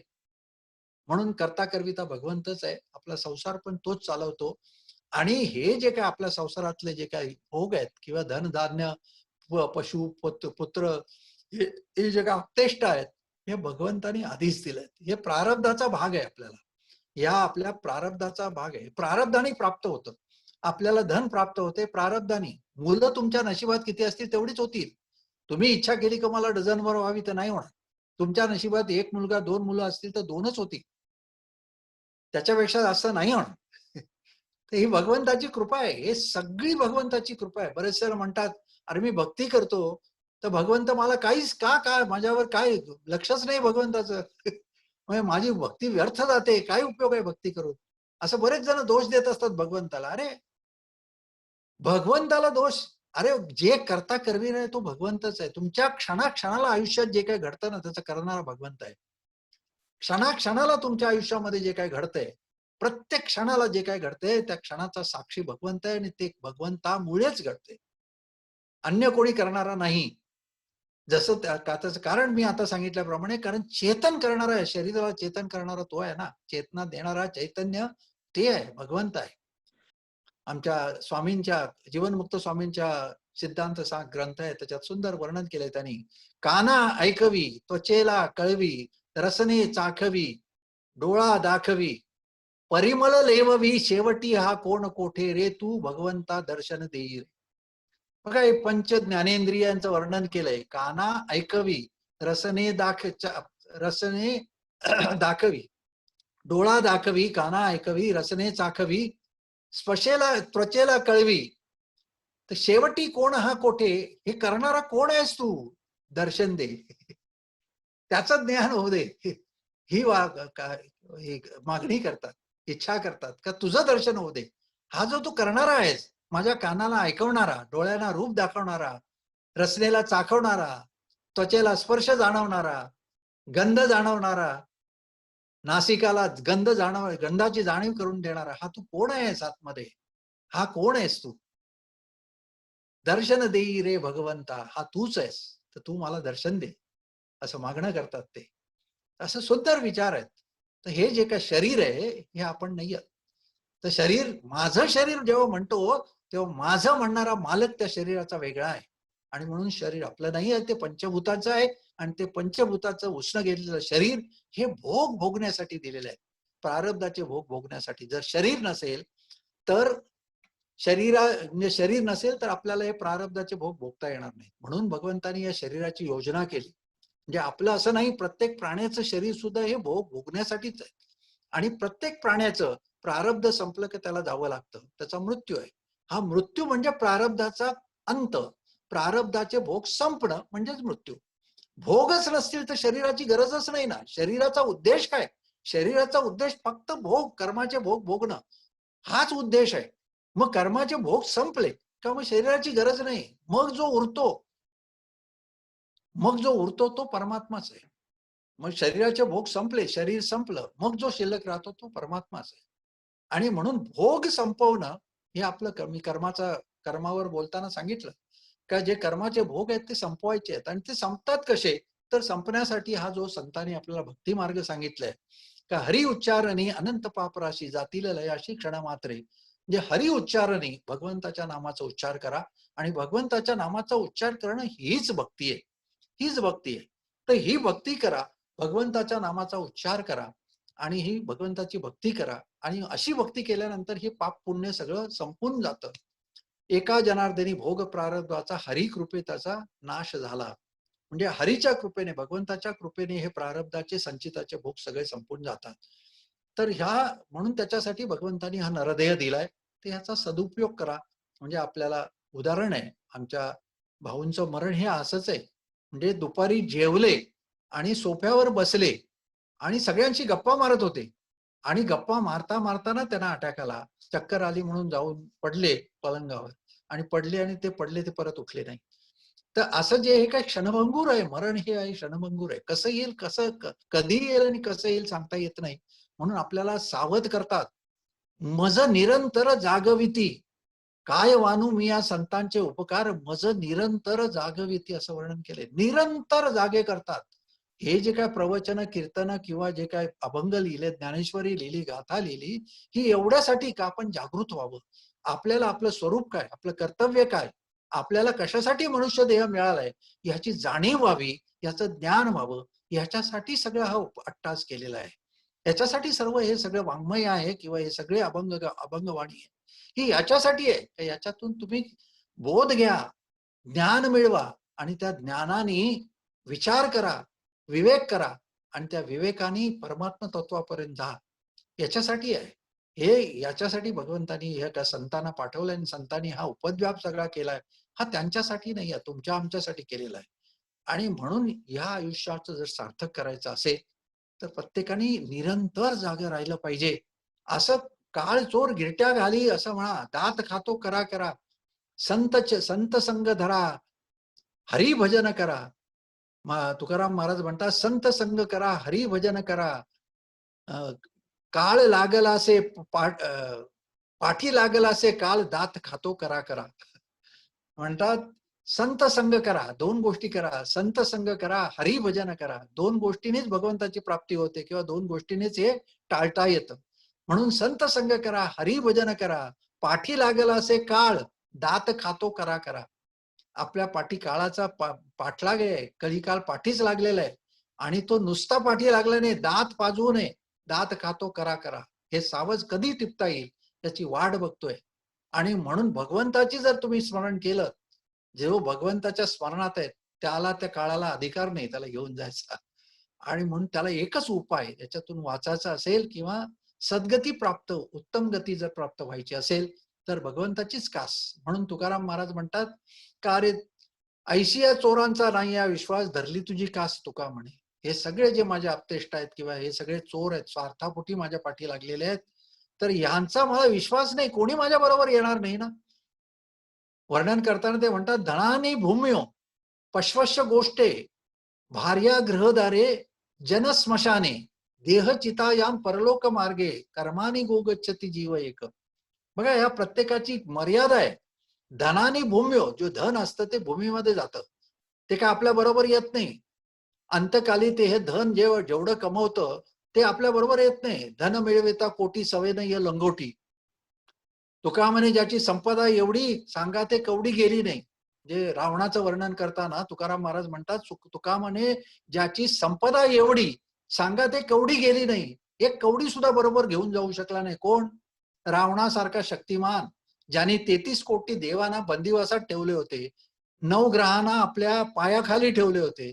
एवढा शक्तिमान जो रावण, त्याच्या बरोबर त्याला कवडी घेऊन जाता आलं नाही. म्हणतात ना का, सुंदर दोहा पण आहे त्याच्यासाठी. एक सांगतो तुम्हाला थोडा थोडा. काय का, कफन को खिसा नाही होता है. कफनाला खिसा नसतो घेऊन जाण्यासाठी. म्हणून धनाने भूम्यो, जे धन असतं ते भूमीमध्ये जातं, बरोबर येत नाही. पश्वश्य गोष्टे, पशु पक्षी जे काय पाळलेले असतात ते गोठ्यामध्ये राहतात, पशु असतात गोठ्यामध्ये राहतात, बरोबर कोणी येत नाही. भार्या ग्रहदारे, पत्नी कुठपर्यंत येणार, घराच्या दरवाजापर्यंत येणार. ग्रहदारे, घराच्या दरवाजापर्यंत, दरवाजाच्या पुढे नाही येत.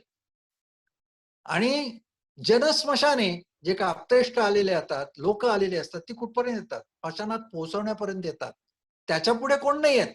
देह चितायाम परलोक मार्गे, देह जो निश्चिंत पडलेला असतो, चितेवर पडलेला असतो, तो बरोबर कोण नसतं त्याच्या. मग त्याला गती कशी मिळते? कर्मानी गो गच्छति जीव एक. त्याला गती कशी मिळते? कर्मानी गो गच्छति. जी कर्म केलेली असतात आयुष्यात, त्यांनी जी कर्म केलेली असतात त्या कर्माप्रमाणे त्याला उदोगती मिळते, त्या कर्माप्रमाणे त्याला गती मिळते. कर्मानी गो गच्छति जीव एक. ज्या जीवाला गती कर्माने मिळते. म्हणून सत्कर्म करा, चांगली कर्म करा. आणि चांगलं कर्म कुठलं आहे तर भगवंताची भक्ती. भगवंताच्या भक्तीसारखं या मनुष्य जन्मातलं श्रेष्ठ आणि पवित्र कर्म दुसरं नाही. त्या कर्माचे ती कर्म करा असं संत म्हणतात. संत आपल्याला विनवणी करून सांगतात का हे कर्म करत असतात. एका विचारवंतांनी म्हटले, अरे किती क्षणाचं आयुष्य असतं, आज असतं तर उद्या नसतं, म्हणून ते हसत हसत जगायचं असतं. दुःख हे येणारच आहे, हे प्रत्येकाच्या वाटत आहे. किंबहुना संत म्हणतात दुःखाने भरलेला संसार आहे, दुःख बांडवडी आहे हा संसार, सुखाचा विचार नाही तेथे. जे संसारामध्ये दुःख शोधणं, सुख शोधणं हे मूर्खपणाचं लक्षण आहे म्हणतात. समर्थ म्हणतात संसारा माझी, प्रपंचा माझी, दुःख शोधतो तो मूर्खा माझी मूर्ख जाण. समर्थाने म्हटलंय का प्रपंचामध्ये जो दुःख शोधण्याचा प्रयत्न करतो तो मूर्ख आहे. ज्या प्रपंचामध्ये किंवा संसारामध्ये दुःखाचा लवलेश नाही. आणि म्हणून जे काय संसारात किंवा प्रपंचामध्ये प्राप्त झालंय ते हसत हसत, जे आज असतं तर उद्या नसतं, म्हणून ते हसत हसत जगायचं असतं. म्हणून जे दुःख असलं तरी हसत झेला. ते आपलं मन एवढं खंबीर करा का दुःख आलं का ते येणारच आहे हे गृहीतच धरा. मनाला समजावून ठेवा का ही दुःख सगळी आपल्या वाट्याला येणारच आहेत. आज ना उद्या कधीतरी येणारच आहे, हे दुःखच आहे. प्रत्येकाचा मृत्यू हा दुःख आहे. आज कोणाचं झालंय, उद्या दुसऱ्या कोणाचं तरी व्हायचंच आहे आणि त्याच्या पुढे कधीतरी आपलाही होणार आहे. तर हे दुःख आपल्या वाट्याला येणारच आहे हे मनामध्ये समजूनच ठेवा, मनाची समजूत करून ठेवा. आणि या दुःखाने खचून जाता कामा नये. ह्या दुःखाला तोंड द्यायला आपण जेव्हा शिकतो तेव्हा आपण आनंदाने किंवा समर्थपणे आपला संसार करायला शिकतो. तर संसार जर सुखाचा करायचा असेल तर दुःखाला समर्थपणे तोंड देणं, सामोरं जाणं हे आपल्याला शिकायला लागेल. कारण दुःख हेच सुख आहे. सुख आणि दुःख हे मनाची कल्पना आहे. सुख पण नसतं आणि दुःख पण नसतं. खरं तर सुख दुःख ह्या कल्पना आहे. जे एखाद्याला वाटणारं सुख ते दुसऱ्याला दुःख वाटतं ना. एखाद्याला श्रीखंड चांगला वाटतो त्याला आनंद मिळतो, पण सगळ्यांना श्रीखंडामध्ये आनंद नाही मिळत ना. ज्याला डायबिटीस एखाद्याला आवडत नाही त्याला तो म्हणतो नको मला श्रीखंड नको, मला आवडत नाही. का आवडत नाही? अरे तो जर त्याच्यामध्ये सुख असेल तर न आवडायला काय झालं? त्याच्यामध्ये जर आनंद असेल तर आवडायला पाहिजे ना प्रत्येकाला. का नाही आवडत? एखाद्याला डायबिटीस झाला त्याला नाही आवडत, त्याला तो घातक ठरतो, त्याची शुगर वाढवतो. म्हणजे त्याला तो आनंद देणार आहे का? नाही आहे. तर प्रत्येक विषयामध्ये हा सुख आणि दुःख हे आपल्या मनाचं आहे. तर म्हणून ते सुख दुःख हे कल्पना आहे, हे मनामध्ये ठसवून घ्यायला पाहिजे. हे सगळे संतांचे विचार आहेत, हे मनामध्ये ठसवून घ्यायला पाहिजे. हे जोपर्यंत आपल्याला समजत नाही, याचं जोपर्यंत चिंतन करत नाही, नुसतं ऐकून उपयोग नाही ना. चिंतन करून ते मनामध्ये ठसले पाहिजेत, ते विचार उतरले पाहिजेत, आचरणात उतरले पाहिजेत. जोपर्यंत ते उतरत नाही आणि जोपर्यंत तसं आपलं आचरण सुधारत नाही तोपर्यंत आपल्याला संतही जवळ करत नाहीत किंवा भगवंतही जवळ करत नाही. नुसतं श्रवण करून काय करणार? मध्ये दगडावर पडलेल्या पाण्यासारखं आहे ना. जे माऊली ज्ञानेश्वरांची सुंदर ओवी, ते म्हणतात जे जे करावे श्रवण ते चिंतने वेन मनने विन व्यर्थ जाण. ते मनने विन व्यर्थ जाण. दगड म्हणजे खडकी जैसे वर्षिले त्या आगी माझी पेरिले. त्यांना उदाहरण देताना म्हणतात जे खडकावर पाऊस पडला त्याचा काय उपयोग आहे? त्या पावसाचा काहीच उपयोग नाही. की आगीमध्ये जर बी पेरलं तर ते उगवेल का? नाही उगवणार. तसंच श्रवण करून जर त्याचं मनन केलं नाही, त्याच्यावर विचार केला नाही, चिंतन केलं नाही तर ते व्यर्थ आहे असं माऊली ज्ञानेश्वर म्हणतात. तुकाराम महाराज म्हणतात रात्रंदिवस करी श्रवण न सांडी आपले अवगुण, तो मूर्खा माझी परम मूर्ख. म्हणजे जर श्रवण करून जर आपले अवगुण जर तो सांडत नसेल तर टाकत नसेल, आपले जे काय अविद्या आहे, अज्ञान आहे, अवगुण आहेत, दोष आहेत, ते जर दोष कमी होत नसतील तर ते श्रवण काय उपयोगाचं आहे? का होत नाही ते? कारण ते केल्यानंतर आपण ते उतरवलं नाही ना, आपल्यामध्ये बांधलं नाही ना, त्याच्यावर विचारच केला नाही, चिंतनच केलं नाही. हे ऐकलं, हे काय आहे? याच्यावर आपण विचारच केला नाही, तर ते उतरतील कसे? आणि तर मग आपले अवगुण कसे जातील? तर ते अवगुण जाण्यासाठी त्याच्यासाठी चिंतन करायला पाहिजे, मनन करायला पाहिजे. म्हणून ज्ञानमार्गाची काय हे श्रवण, मनन निधी ध्यास ही त्यांची 3 अंग आहेत. अष्टांग म्हणजे जे अष्टांग योग आहेत तसे 8 अंग आहेत ज्ञान मार्गाची. विवेक, वैराग्य, समाधी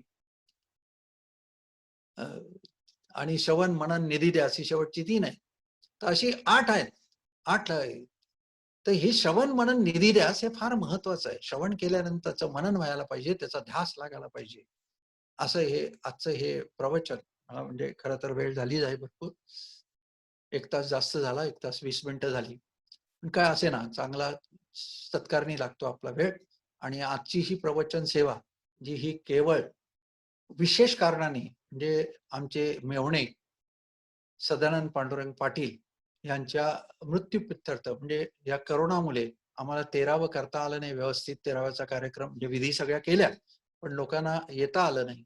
आणि जर येता आलं असतं तर ही कीर्तन सेवा किंवा प्रवचन सेवा करता आली असती, आणि म्हणून ती करता आली नाही. त्या निमित्ताने आज हा प्रवचन सेवा ठेवली आणि ह्या प्रवचनाचं सर्व पुण्य त्यांच्या चरणी अर्पण करतो. सद्गुरूंच्या चरणी अर्पण करतो, भगवंताच्या चरणी अर्पण करतो. आणि झालेली सेवा मी इथे थांबवतो. जय विठ्ठल, जय जय विठ्ठल, जय विठ्ठल, जय जय विठ्ठल, जय विठ्ठल, जय जय विठ्ठल. आता सर्वांना विनंती